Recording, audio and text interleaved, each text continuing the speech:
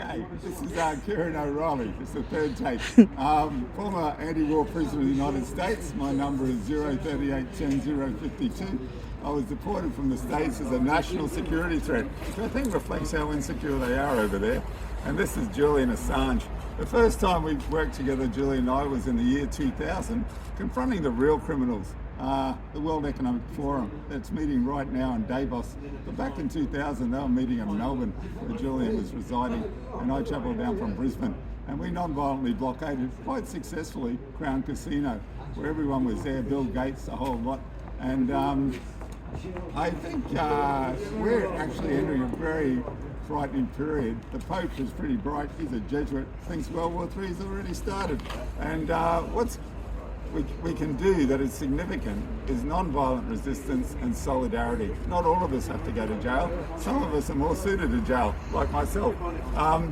So I think if 1% of the people who marched against the war were actually willing to non-violently resist to the point of imprisonment, and the other 99% didn't go home feeling guilty, but were in proactive solidarity with their resistors, then we'd have a movement that was vibrant. And Chelsea, and resistance comes mostly from within the military. Most people who did serious time in the First Gulf War were from the military. And who would have thought that a couple of geeks, Chelsea Manning and Julian Assange, would have led the resistance to this war?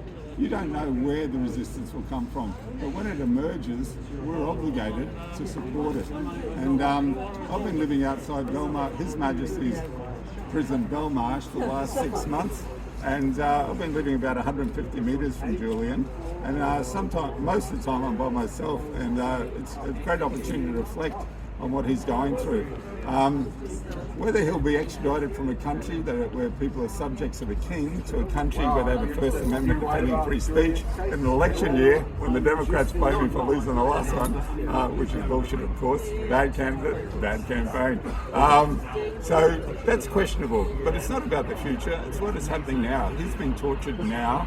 He's not only in the most serious prison in England, he's in the isolation wing of that prison. If you see a documentary by Ross Kemp, he interviews Tommy Robinson after he's finishing 9 weeks in the same conditions as Julian Assange. And they ask him, what was Belmarsh like? And Robinson says, I couldn't tell you. I've never met another prisoner. Only in the big visiting room I saw them. And he starts weeping. And he's the only public figure in England I've seen weep in empathy for Julian Assange.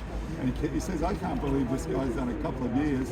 I'm broken after 9 weeks, and his whole income source has been a tough guy on the right. And he's weeping. And he said, I tried to communicate with Assange twice, but the glass was too thick. So that's the conditions I've got a journalist in here, right now. And that's a terrible thing, And I've been living on the streets for 9 months, and I've met so many combat veterans homeless in this town.